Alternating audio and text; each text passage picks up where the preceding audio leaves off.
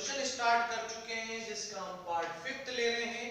Part 5 को मैंने दो पार्ट में डिवाइड किया है। जो फर्स्ट मेरा पार्ट रहेगा वो रहेगा एजोट्रॉपिक मिक्सचर। तो क्या होता है एजोट्रॉपिक मिक्सचर? तो एजोट्रॉपिक मिक्सचर को हम एजोट्रॉप्स भी कहते हैं। तो एजोट्रॉपिक मिक्सचर को हम एजोट्रॉप्स भी कहते हैं। क्या होता है, जैसे मान लीजिए कि हमने एक कंटेनर लिया। इस कंटेनर में आपने 95% इथेनॉल डाल रखा है और 5% वाटर को डाल रखा है। 95% इथेनॉल को डाल रखा है और ये अभी लिक्विड फेज में है। तो इसको जब बॉईल किया गया तो एक अजीब सी चीज ऑब्जर्व करके आई।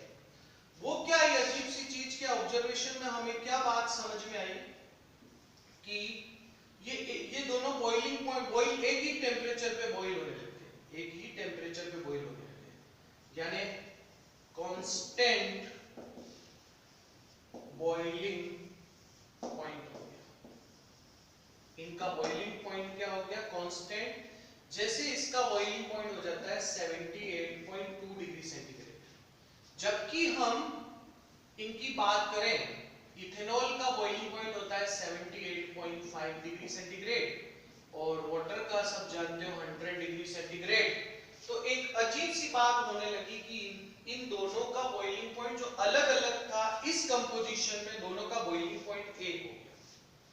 दूसरी बात हमने जब ऑब्जर्व की, ये लिक्विड फेज है। ये कौन सी फेज है इसकी? लिक्विड फेज है। तो जब वेपर में आएगा तो गर्म करेंगे तो वेपर में आएगा, तो इसका कंपोजिशन क्या था? 95% इथेनॉल मिला और 5% वाटर मिला।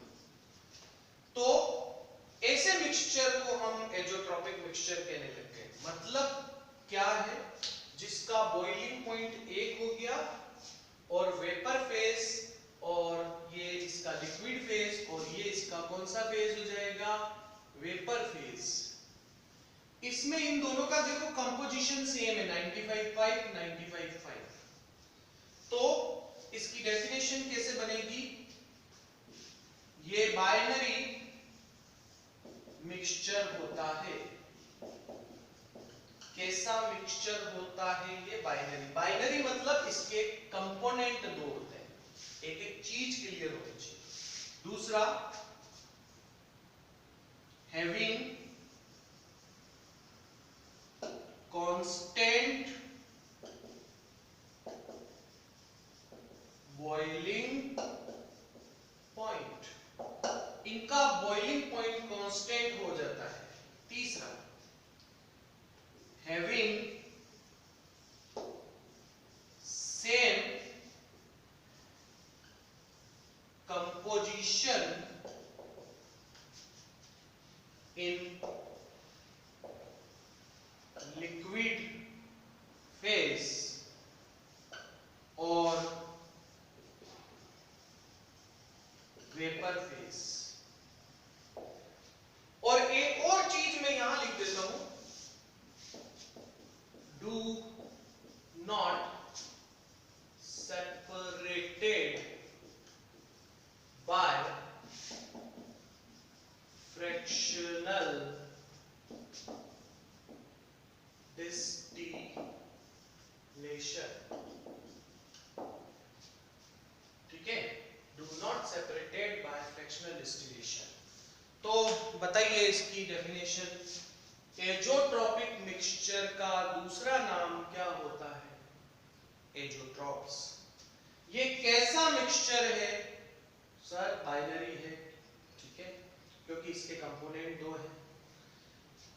इनका कांस्टेंट बॉइलिंग पॉइंट होता है वेपर फेज और लिक्विड फेज में इनका कंपोजिशन सेम रहता है। वेपर फेज और लिक्विड फेज में इनका कंपोजिशन सेम रहता है और do not separated by fractional distillation. इस बात को समझिए, जब बॉइलिंग पॉइंट कांस्टेंट हो जाता है दोनों का, तो उन दोनों को फ्रैक्शनल डिस्टिलेशन से अलग नहीं कर सकते हैं। फ्रैक्शनल डिस्टिलेशन के लिए बॉइलिंग पॉइंट अलग होना चाहिए, पर इस कंपोजिशन में बॉइलिंग पॉइंट क्या हो गया है, सेम हो गया है। और इसके दो टाइप होते हैं जिसका हम डिस्कशन करते हैं, वापस से बात कर लेते हैं। Binary mixture having constant boiling point, having same composition in liquid phase and vapour phase, do not separated by fractional distillation. तो एक बार क्वेश्चन आया हुआ है आपके ऑब्जेक्टिव, छोटे छोटे आजकल एनसीईआरटी में, सीबीएसई में एक पैटर्न चल पड़ा है कि कुछ तो ऑब्जेक्टिव उस छोटे क्वेश्चंस में आया है कि कौन से मिक्सचर को फ्रैक्शनल डिस्टिलेशन से अलग नहीं कर सकते हैं, इज़ोट्रॉपिक। इथेनॉल और वाटर के इस कंपोजिशन को हम फ्रैक्शनल डिस्टिलेशन से अलग नहीं कर सकते हैं। क्वेश्चन सुनना, इथेनॉल को 95 और 5% को हम फ्रैक्शनल डिस्टिलेशन से अलग नहीं कर सकते हैं, तो आंसर आएगा sir this is azeotropic mixture. तो आप एजोट्रॉपिक मिक्सचर समझ गए होंगे। हम इसके अब क्या ले लेते हैं, टाइप्स ले लेते हैं। टॉपिक ले रहे हैं मिनिमम, इसके टाइप्स ले रहे हैं एजोट्रॉपिक मिक्सचर के। मिनिमम, बॉइलिंग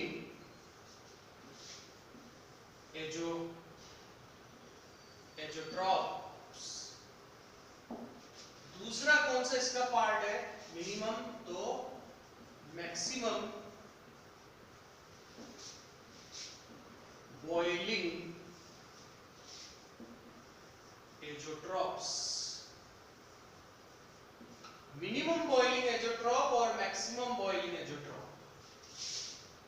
ये क्वेश्चन आरपीएससी में जरूर कम पूछा गया, एजोट्रॉप की डेफिनेशन। सीपीएससी में ये क्वेश्चन अक्सर आ जाता है इसका डिफरेंस का, तो एनसीईआरटी के अकॉर्डिंग आप इसको इंपॉर्टेंट मान के चलिएगा। फर्स्ट आरपीएससी में कम आया हुआ है, ठीक है। तो फर्स्ट कौन शो करते हैं, पॉजिटिव डेविएशन फ्रॉम रॉल्ड्स लॉ। जो रॉल्ड्स लॉ से पॉजिटिव डेविएशन शो करते हैं वो ये शो क्या बताएंगे, मिनिमम बॉइलिंग एजोट्रॉप्स बनाएंगे। तो ये कौन से होंगे, नेगेटिव डेविएशन फ्रॉम रॉल्ड्स लॉ। जो रॉल्ड्स लॉ से नेगेटिव डेविएशन बताते हैं वो मैक्सिमम एजोट्रॉपिक मिक्सचर बनाएंगे। सेकंड जो बात है, इसका मैं एग्जांपल देता हूं, फिर इसके ग्राफ को मैं एक्सप्लेन कर देता हूं कि मैंने लिया इथेनॉल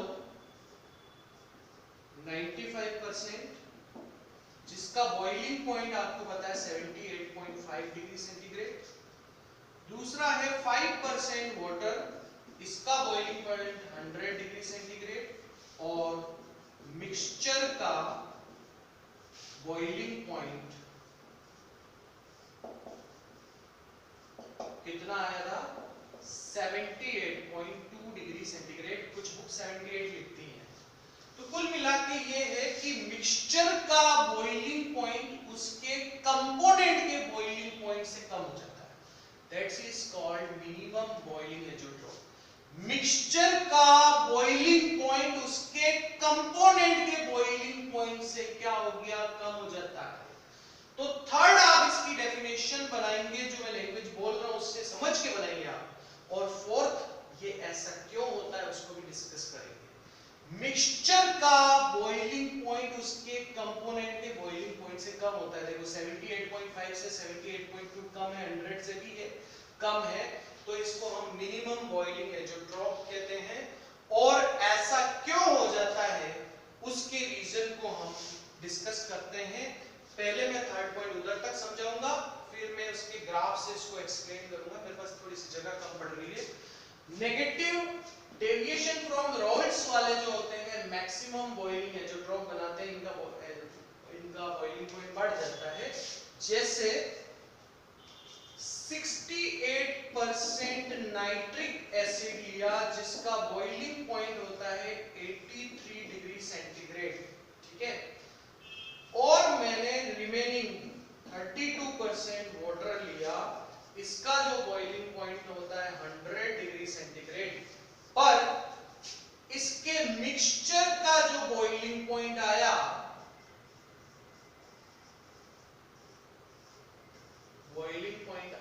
वो कितना आया 120 डिग्री सेंटीग्रेड, जो कि ज्यादा है इन दोनों से।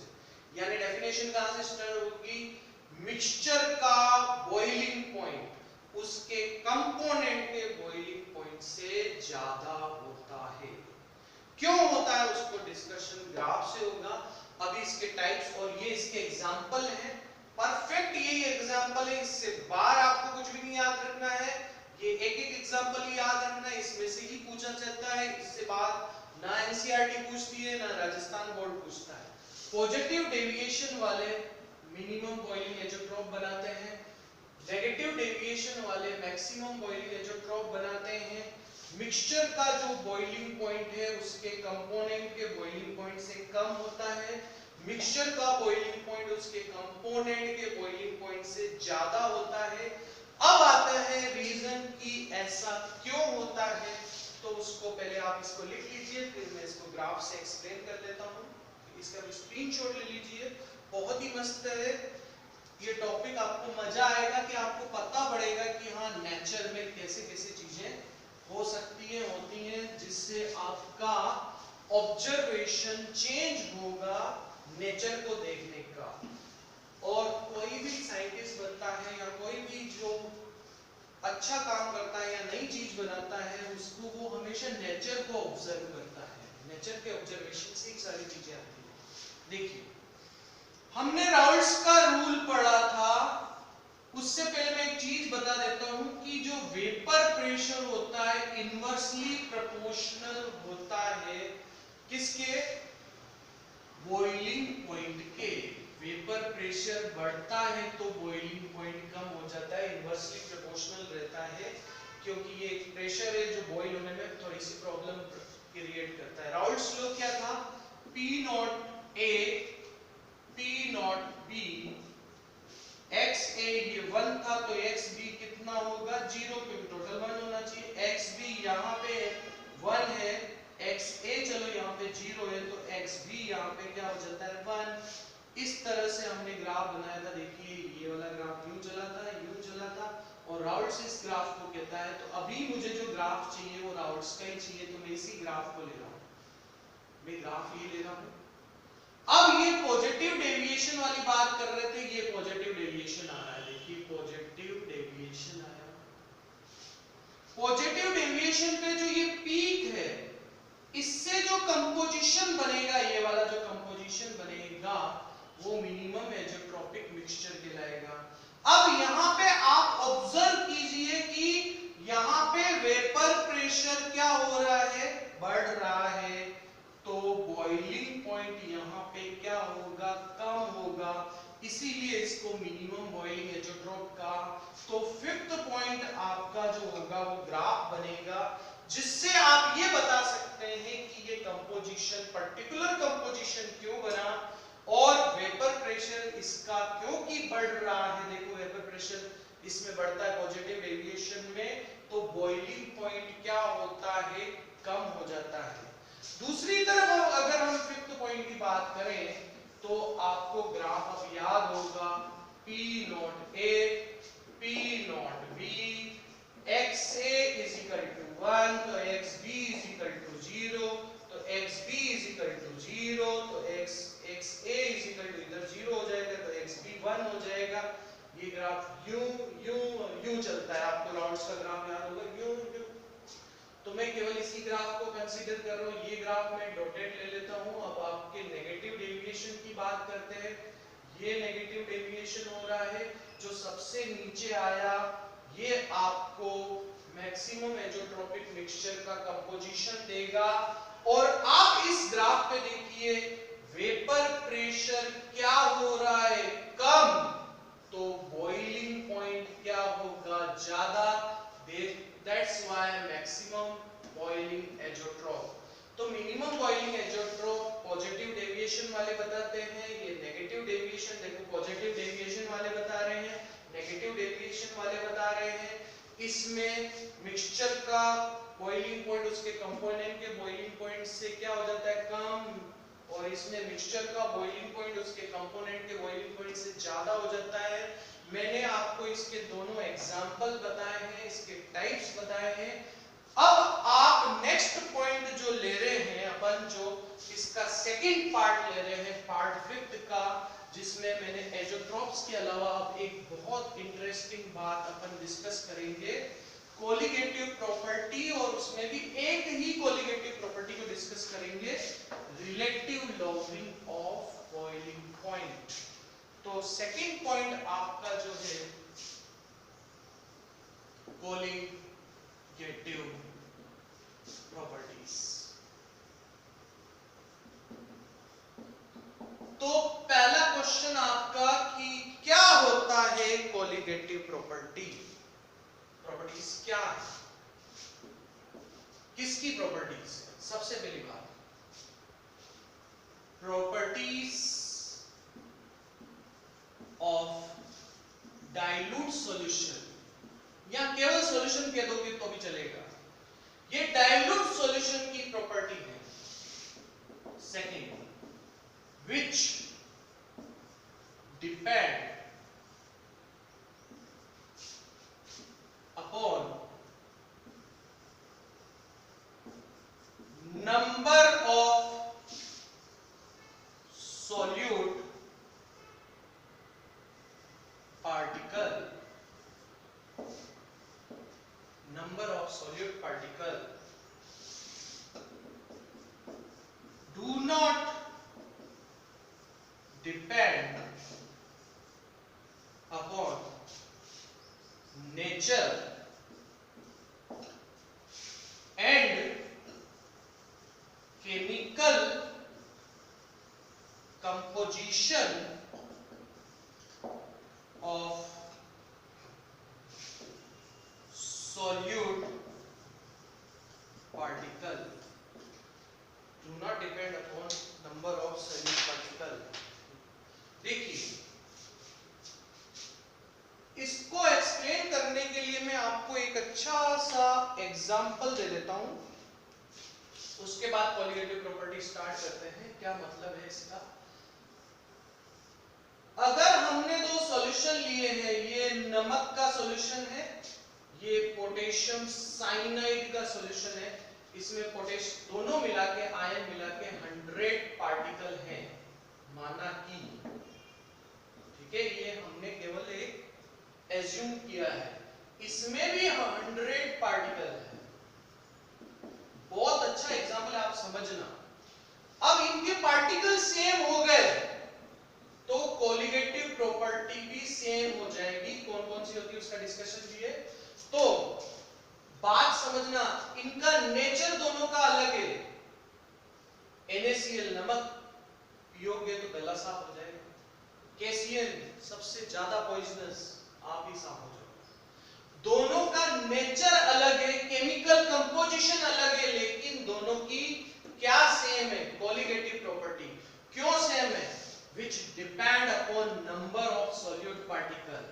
अच्छा, पहला क्वेश्चन, जिससे डेफिनेशन मैंने आपको पहली बात बता रहा हूं कि आप चीजों को समझो, डेफिनेशन अपने आप आती है। कोलिगेटिव प्रॉपर्टी किसकी प्रॉपर्टी है? डाइल्यूट सॉल्यूशन की। किस पे डिपेंड करती है? Number of solute particle. देखो, दोनों की कोलिगेटिव प्रॉपर्टी सेम है क्योंकि पार्टिकल सेम है।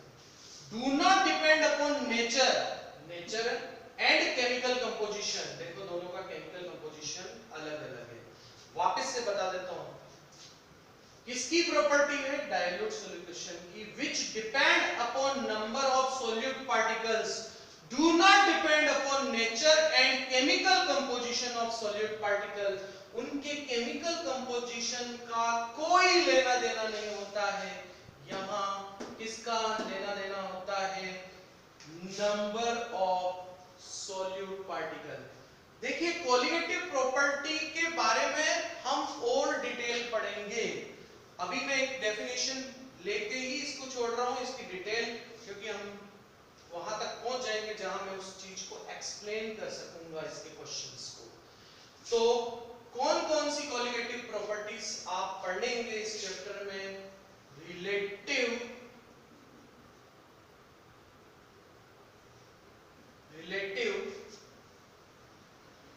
lowering of vapor pressure, जिसको हम डेल्टा P से डिनोट करते हैं। नेक्स्ट, जिसको हमें बहुत इंपॉर्टेंट पहला आज मेजर यही पढ़ना है, relative lowering of vapour pressure. Elevation of boiling point. देखेंगे कि बॉइलिंग पॉइंट बढ़ेगा सॉल्यूशन का, कैसे बढ़ेगा उसका बॉइलिंग पॉइंट, उसके बारे में पढ़ेंगे, क्योंकि मुझे ये सेपरेट सिंगल बहुत टॉपिक है और अच्छे से पढ़ाने हैं, तो डिस्कशन उसके साथ ही ले लेंगे। Third, depression of freezing point, इसको कहते हैं delta TF, delta TF, delta TV, delta TF. और फोर्थ, ऑस्मोटिक प्रेशर, जिसको वॉन्टॉफ ने पाई से डिनोट किया था। वॉन्टॉफ एक साइंटिस्ट था जिसको ऑस्मोटिक प्रेशर को पाई से डिनोट किया था।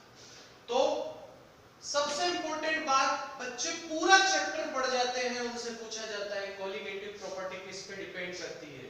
नंबर ऑफ सॉलिड पार्टिकल पे। जवाब नहीं दे पाते, ये इंपॉर्टेंट है। दूसरा, बच्चे ये नहीं बता पाते कि सर कोलिगेटिव प्रॉपर्टी कौन से टाइप्स उसके याद नहीं रहते, कौन कौन से टाइप है? Relative lowering of vapour pressure, elevation of boiling point का बढ़ना, डिप्रेशन ऑफ फ्रीजिंग पॉइंट का कम होना, कहां इसके सिग्निफिकेंस है, बहुत अच्छी वाली बात समझ में आ जाएगी। और last, osmotic pressure pi. Osmotic pressure pi क्या होता है?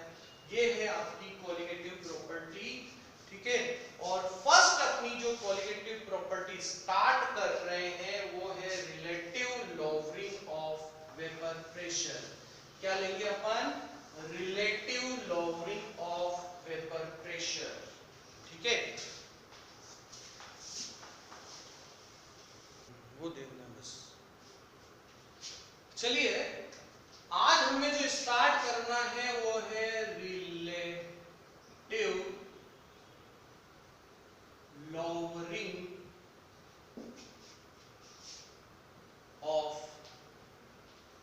vapor pressure।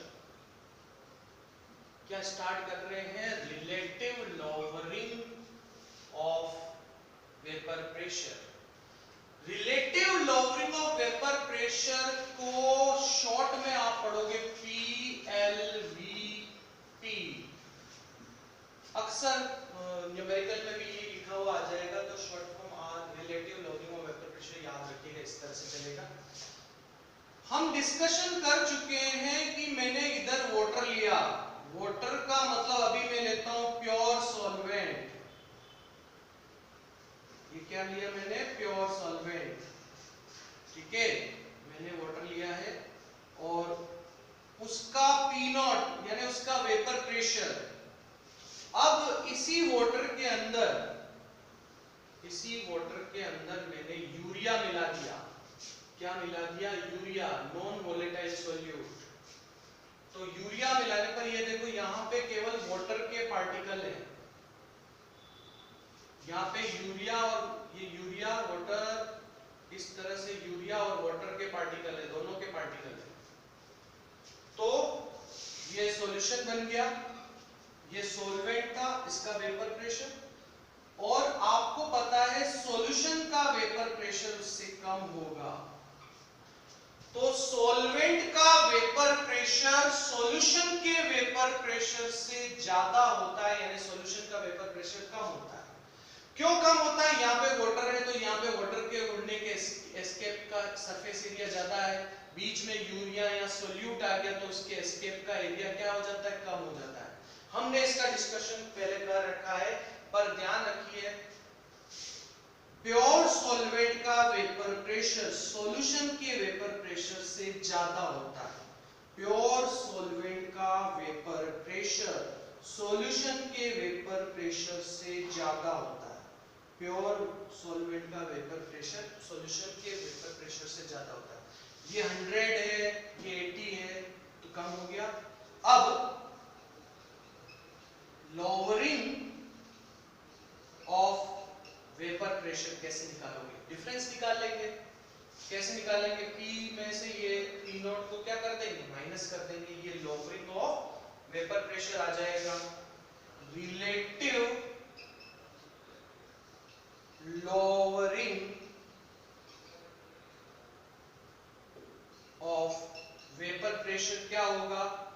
P solution minus P not यहां लगाता हूं according, sorry, P not minus P solution करेंगे तो लॉवरिंग ऑफ वेपर प्रेशर आएगा, ज्यादा में से कम माइनस करेंगे तो P not minus P solution करेंगे और यहाँ क्या आ जाएगा?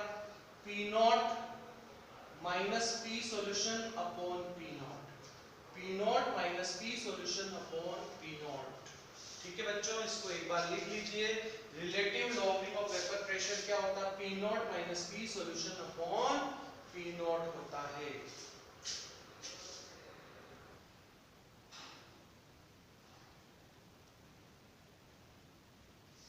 चलिए स्टार्ट करते हैं। इसका सेकेंड पार्ट हमारा चलना था relative lowering of vapour pressure. अब राउल्ट्स का लॉ, उसका मैथमेटिकल पार्ट, इसके जस्ट बात कैसे लोगे? राउल्ट्स लॉ जानते हो?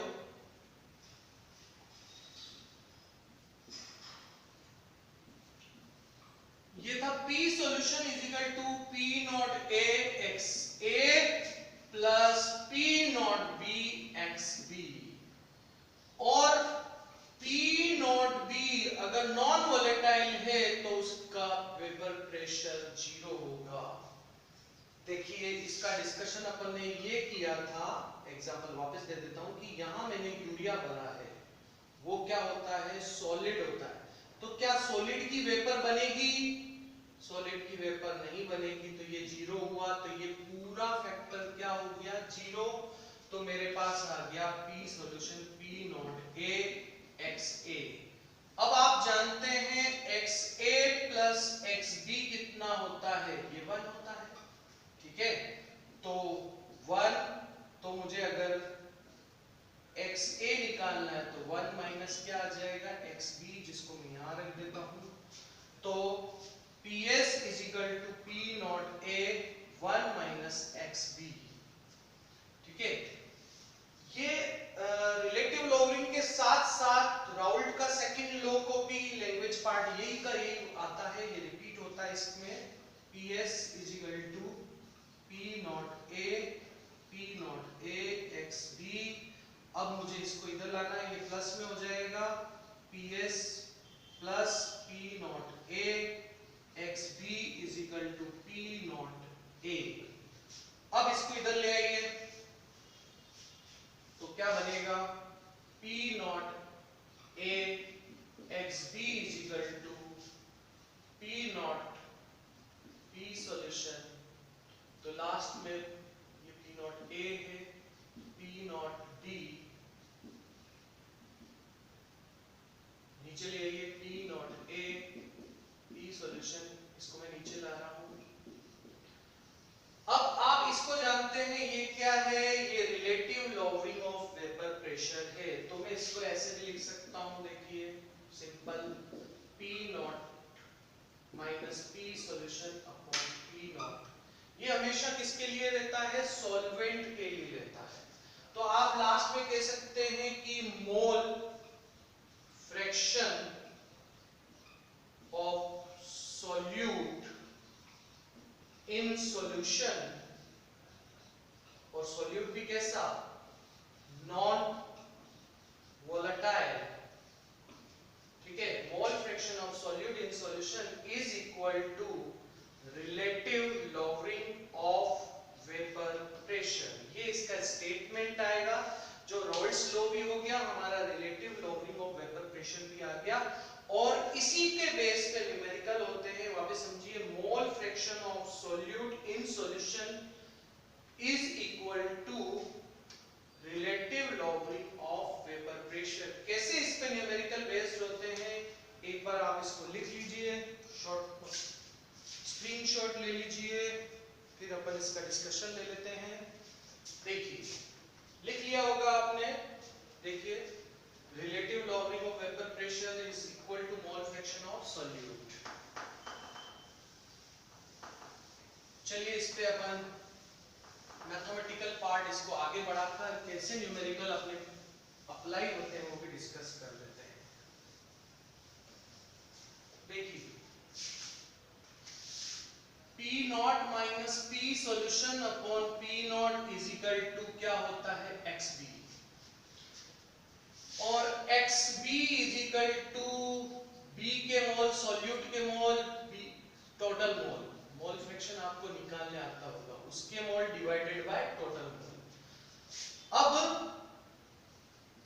मोल इनको नीचे जो है उसको मैं Na मान लेता हूं। कैसे, इसको पूरा Na मान लिया कि माना कि मेरे पास 2 मोल है और इसके मोल है 0.0001 है, तो 2.0001 को मैं ऑलमोस्ट इक्वल टू के मान सकता हूं, इसलिए मैंने इसको ये मान लिया। तो XB मेरे पास क्या आ गया, NB अपॉन Na आ गया, ये बात ध्यान रखिए। और इसको मैं यहाँ पुट कर लेता हूँ, तो मेरे पास आ जाएगा P not minus P solution upon P not is equal to NB minus divided by Na, है ना। और NB क्या होगा, WB divided by Ma, sorry B, मतलब वेट या मास कह सकते हैं, mass of solute divided by molar mass of solute, या मॉलिक्यूलर वेट ऑफ सॉल्यूट, है ना। मॉलिक्यूलर मोलर मास की जगह एक वर्ड और चलता है, क्या चलता है, मॉलिक्यूलर वेट ऑफ सॉल्यूट। इसी तरह से Na क्या हो जाएगा, WA अपॉन Ma, ठीक है। ये क्या हो जाएगा, mass of solvent divided by molar mass of solvent. इसको अभी अपन न्यूमेरिकल में करेंगे तो और अच्छे से समझ में आ जाएगा। ये वैल्यू पुट करोगे तो P not minus PS upon P not is equal to WB MB, और ये ऊपर रहेगा तो उल्टा हो जाएगा MA WA आ जाएगा। ये सबसे ज्यादा न्यूमेरिकल पार्ट में यूज होगा, तो आप इसको लिख लीजिए। मैं इस पे न्यूमेरिकल आपको जो बुक में आपके राजस्थान बोर्ड के बुक में वो पहले वो करवाऊंगा, फिर CBSE के NCERT के बुक में वो करवा रहा हूँ।